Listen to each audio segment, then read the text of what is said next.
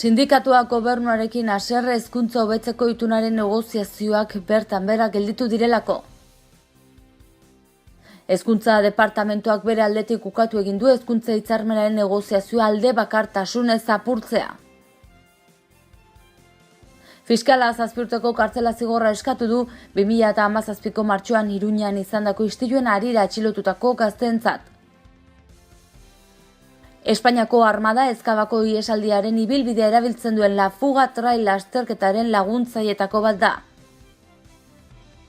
Ehunka pertsonek egin dute bat Katialingorri elkarteak Iruñan deitutako elkarretaratzearekin Ondarroan bere buruaz beste egin duen nerabe transexualaren omenez. 4 hiribaratze egonen dira Iruñan 2018an, Txandrean, Arrotxapean, Donibanen eta Mendebaldean. Osasunak ezin izan du Reus gainditu. Igoerarako playoff postuetan egonkortzeko garaipena beharrezkoa zuen Osasunak, baina berdinketarekin konformatu behar. Hezkuntza kontuekin hasiko dugu astelehen honetako albistegia. Sindikatuak gobernuarekin haserre hezkuntza hobetzeko itunaren negoziazioa bertan behera gelditu direlako. Hezkuntzako mahai sektorialean parte hartzen duten LAB, Stella, SAFAMNA, Comisiones Obreras, ANPE, ELA eta UGT sindikatuek euren sumindura agertu nahi izan dute hezkuntza departamentuak modu alde bakarrean hezkuntza kalitatea hobetzeko ituna lortzeko negoziazioak hautsi dituelako. Sindikatuek salatu dute ia urtebete daramatela ekarpenen prozesu neketsu batean itunaren dokumentua osatzeko asmoz. Sindikatuek bidalitako oharrean adierazi dute departamentuak prozesua utzi duela esanez, ezin duela hitzeman murrizketekin bukatuko duela legealdia amaitu baino lehen, bakarrik kostu ekonomiko txikiko neurriak hartuko direla. Erabaki honekin gobernu osatzeko hartutako hitzarmen programatikoa ez dela beteko ere salatu dute sindikatuek. Sindikatuek nabarmendu dute hitzarmen horretan aipatzen dela murrizketa bukatuko direla legealdi honetan. Horregatik berehalako bilera eskatu dute Uxue Parkosekin. Mahai sektorialean ordezkatuta dauden erakundeak mobilizazioetan hasiko dira gobernuari eskatzeko bere konpromisoak bete ditzala eta murrizketekin bukatu dezala. Eta hezkuntza departamentuak bere aldetik bukatu egin du hezkuntza hitzarmenaren negoziazioa alde bakartasunez apurtzea. Hezkuntza departamentuak argitu du negoziazioa ez aurrera ez atzera dagoela. Hezkuntza departamentuak bere aldetik mahai sektorialean adierazi du benetako zailtasunak daudela hezkuntza hitzarmena bermeekin negoziatzen jarraitzeko. Hilabete luzez elkartu da departamentua sindikatuekin euren proposamenak jaso eta aztertzeko, beti ere hitzarmen borradore bat proposatzeko urteetan Nafarroako irakasleek bizi duten murrizketa egoerari eta lan eskubideen naizero salmen galerari erantzun ahal izateko. Hezkuntza departamentuak horregatik irakasleen lan baldintzak argiki hobetzen dituen proposamena luzatu die sindikatuei, baina hala ere ez ditu euren itxaropenak asebete. Prozesu horretan kontsentsu zabala lortu da hitzarmenaren borradorean jasotako puntu askotan, baina puntu batean izandako desadostasunak negoziazioa aurrera biderik gabe utzi du irakaskuntza zuzeneko ordu kopuruan atzera egiteko puntuan zehazki. Hezkuntza departamentuak mahai sektorialeari aurkeztutako borradorean proposatzen du aurreta lehen hezkuntzan zuzeneko irakaskuntza 2 ordu jeistea 2018-2019 ikasturtean eta DBH-en 2 ordu jeistea 2020-2021 ikasturtean. Neurri hauek urtero 5 milioi euro lirateke aurrezkuntzan 132 aldi baterako irakasle kontratatzeko eta 15 milioi urtero bigarren hezkuntzan 351 irakasle kontratatzeko urtero beraz 20 milioi Nafarroako aurrekontuetan. Aipatutako aurrekontuari beste zailtasun bat gehitu behar zaio aldi baterako kontratazioarekin lotutakoa. Oraingoz eta gobernu zentrala konpondu ezean saiestezina. Prozesuan zehar askotan azaldu dira ordu murrizketak gauzatzeko neurriak eta horren ondorioz egin beharreko kontratazioak gehitzeko dagoen zailtasuna ezarri duen behin-behinekotasun tasa 8% jaitsi nahi baitu Espainiako gobernuak. Egonkortzeko lan eskaintza publikoa egin nahi denez, datozen 3 urteetan departamentuak ez du bideragarri ikusten murrizketak lehengo prorrogatzea proposatutako epeetan ez bada. Sindikatuek ez dute onartu nahi izan proposatutako egutegia. Departamentuak salatu egin du dena edo bat ere defendatu dutenen jarrera. Hezkuntza departamentutik adierazi dute gaur egun ez direla beharrezko baldintzak ematen berme guztiekin akordio batera heltzeko. Dena den, hezkuntzak mahai sektorialari adierazi dio murrizketan lehen goratzen jarraituko duela akordioarekin alagabe eta negoziazio prozesua aberasgarri izan dela sindikatuen iritziak eta proposamenak ezagutzeko. Hezkuntza alde batera utzita politika kontuekin jarraituko dugu. Fiskalak 7 urteko kartzela zigorra eskatu du. Iruñan 2017ko martxoan izandako istiluen harira atxilotutako gazteentzat. Auzitegi Nazionaleko fiskalak 7 urteko kartzela zigorra eskatu du 2017ko martxoan Iruñan manifestazio baten ondoren izandako istiluetan parte hartu zutelakoan auzipetuta dauden 4 gazteentzat. Gainera 13 urteko inhabilitazioa eta 5 urteko zaintzapeko askatasun eskatu du fiskalak. Era berean, auzipetu guztien artean 55.000 euroko kalte ordaina eskatu du. 8 hilabetez bada ez badako kartzelaldian egon ondoren orain epaiketa noiz egin zein daude. Altsasuko gertaerengatik atxilotuta dauden gazten egoeraz protesta egiteko manifestazioa izan zen martxoan Iruñan egin zena. Albiste gehiago utzi dizkigu gaurko egunak, Espainiako armada Ezkabako ihesaldiaren ibilbidea erabiltzen duen La Fuga Trail izeneko lasterketaren laguntzaileetako bat da. Haserrea zabaldu da sare sozialetan La Fuga Trail izeneko lasterketa batean Espainiako armada dagoelako laguntzaile bezala. Ezkabako presondegitik ihes egin zuten horien bidea jarraitzen du lasterketak. 1938an izan zen Ezkabako ihesa. 788 preso kalde egin zuten eta horietatik 229 hil zituzten. 800 atxilotuak izan ziren eta 3 baino ez zuten lortu urepelera iristea. Frankistei dagokienez hiltzaileek goi postuak eskuratu zituzten eta laudatuak izan ziren. Oroimenarentzako tokia da Ezkaba, beraz, memoriaren elkarteen arabera, frankismoak jazarritakoak eta hildakoak gogoratzeko espazioa. Ez da kasualitatea, beraz, La Fuga Trail lasterketak sorturiko haserrea. Presoek egindako ibilbidea erabiltzen du korrika egiteko, ez da hori arazoa ordea. Espainiako armadaren logoa dago kartelean. Orain dela 80 urte izan zen Ezkabako ihesa eta orain ez dituzte aurkitu erailak edota egoeraren ondorio zilak izan ziren guztien arrastoak. Eta 100 pertsonek egin dute bat, Katalin Gorri elkarteak deitutako elkarretaratzean Ondarroan bere buruaz beste egin zuen nerabe transexual baten omenez.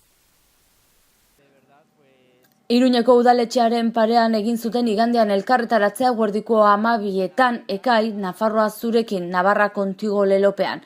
10 minutuko isilunea egin zuten bertaratu direnek genero aniztasunaren aldeko banderaren inguruan bilduta. Txaloekin eta lore eskaintzarekin eman zioten amaiera ekitaldiari. Antolatzaileek maitasuna eta babesa agertu nahi izan zioten ekainen sendiari. 16 urteko nerabeak bere buruaz beste egin zuen ostegunean, Osakidetzan hormona tratamenduan noiz hasi zain zegoen. Krisalis elkarteak adierazi zuen borroka gehiegi bizi izan dituela bere identitatearen arabera bizi ahal izateko. Elaxar Lersundik ekairen aita gutun unkugarria zabaldu du sare sozialetan, bertan itxaropena agertzen du semearen heriotza azkena izango dela.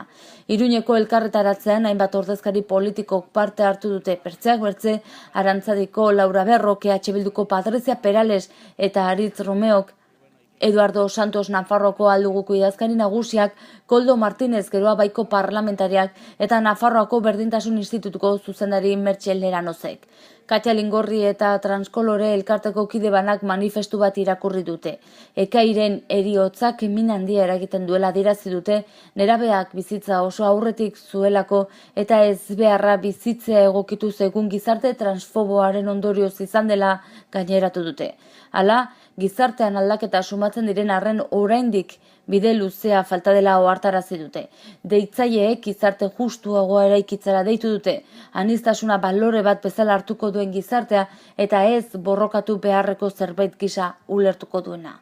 Helburu hori lortze aldera galdegin dute legeen babesa, genero aniztasunari arreta eskainiko dioten hezkuntza eta osasun sistema eta norberaren izatearen arabera libreki bizi eta autodeterminatzea eragozten duten oztopo administratiboak ezabatzea.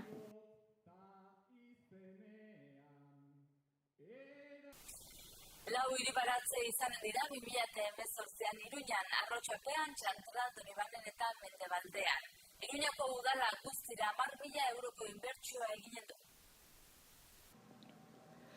2018an lau hiribaratze berri egonen dira Iruñan, Txantrean, Arrotxapean, Donibanen eta Mendebaldean hain zuzen ere, jada martxan dagoen Aldezarreko piparrika baratzarekin batera 5 dira beraz hiribaratzea proiektuak eta aurrerago begira litekena da 6. bat ere zabaltzea buztintxuri. 10.000 euroko inbertsioa eginen du Iruñako udalak baratze bakoitzean lehen urtean lurra egokitzeko eta materiala erosteko. Horrez gain, datozen urteetarako gehienez ere 500 euroko aurrekontua izanen dute beharrezkoak diren mantenulanak egiteko. 2016an abiatu zen piparrika Uraxe izan zen lehen proiektua eta gaur oso balantze positiboa egin dute. 28 bisita gidatu izan dira, ikastaroak, jardunaldiak eta gidatutako ibilbideak eta orain 3 lantalde mantentzen dira martxan. Bestalde, aurtengo baratze berri dagokienez, Txantrean Krispillak elkarteak eskaturiko hiribaratzea da bide luzena egin duena eta laster jarriko dute martxan. Alemanesen zonaldean egonen da, Aita Doain eta Argai ibaiaren ondoan. Donibanekoari dagokionez, Irantzuko monastegiaren plazan kokatuko dute. Arrotxapeakoa Unión Deportiva Cultural Arrotxapearen parean. Gainontzekoan, Mendebaldekoan non egonen den oraindik ez dago erabakita.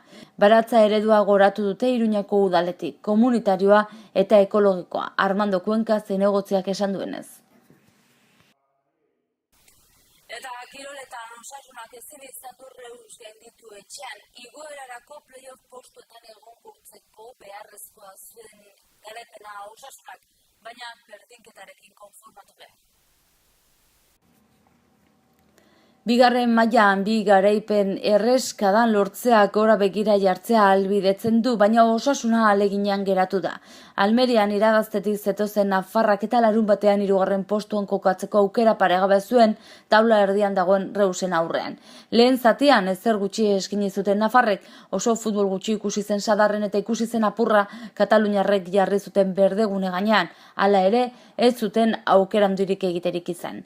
Aldagelatatik bueltan aldiz osasuna beste aurpegi bat azaltzen saiatu zen. Ez zuen futbol handirik eskaini, baina aurkariaren atera apekira jarri ziren. Eta aukerak ere iritsi ziren onenak Kikeren oinetan. Lehena gainera saretara bidali zuen aurrelari gorritxoak, baina epaileak baliorik gabe utzi zuen. Handik gutxira berriz ere aurrelariak izan zuen partidako aukerarik onena, baina kasu honetan zutoinera joan zen baloia. Ostiralean Xixon bisitatuko du osasunak eta aurkari zuzen duen Sporting izango dute parean. Goazen orain eguraldiaren iragarpena zenen ikustera.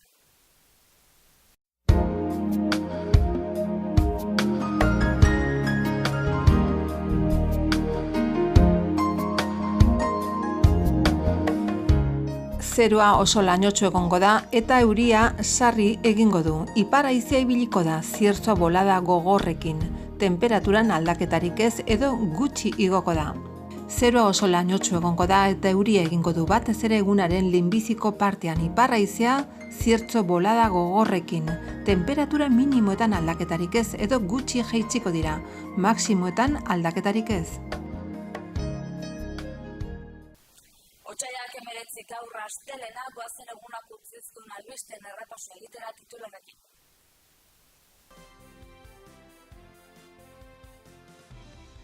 Sindikatuak gobernuarekin haserre hezkuntza hobetzeko itunaren negoziazioak bertan behera gelditu direlako. Hezkuntza departamentuak bere aldetik ukatu egin du hezkuntza hitzarmenaren negoziazioa alde bakartasunez apurtzea. Fiskala 7 urteko kartzela zigorra eskatu du 2017ko martxoan Iruñan izandako istiluen harira atxilotutako gazteentzat. Espainiako armada Ezkabako ihesaldiaren ibilbidea erabiltzen duen La Fuga trail lasterketaren laguntzailetako bat da. Ehunka pertsonek egin dute bat Katialingorri elkarteak Iruñan deitutako elkarretaratzearekin, Ondarroan bere buruaz beste egin duen nerabe transexualaren omenez. 4 hiribaratze egonen dira Iruñan 2018an, Txandrean, Arrotxapean, Donibanen eta Mendebaldean. Osasunak ezin izan du Reus gainditu. Igoerarako playoff postuetan egonkortzeko garaipena beharrezkoa zuen Osasunak, baina berdinketarekin konformatu behar. Eta hausi izan dena gaurkoz, bertzerik ez, mila esker zuen arratagatik eta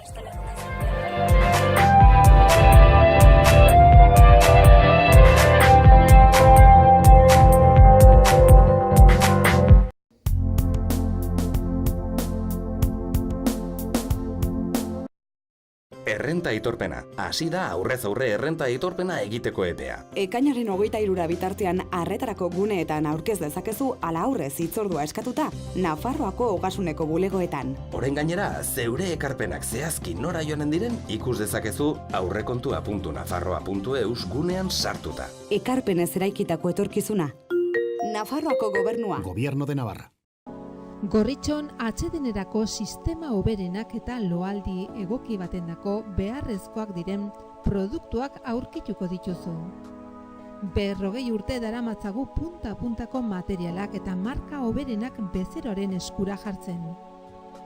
Deskansatzeko sistemetan aditua gara, sofak, koltsoiak, somierrak. Hurbildu eta eskuzabali jasoko zaitugu. Iruña, Gorritxo. Erratzun kanpin baztan oporretan deskansatzeko eta ongi pasatzeko 4 izarretako kanpina. Ingurune zoragarrian eta lasaian. Hondarribi eta Donibane Loitzuneko hondartzetatik 3 ordu laurden eskasera, baztan kanpina. 100 metro kuadroko 150 partzel esiak eta itzalarekin, argindarra eta ura zornitutakoak. Heldu eta umentzako 2 igerileku, jolastoki, ostatu, jatetxe, supermerkatu, padel pista, squash, petaka eta ping-pong. Mediku zerbitzu 150 metrotara erratzu herrian bertan. Erratzun baztango bihotzean baztan kanpina.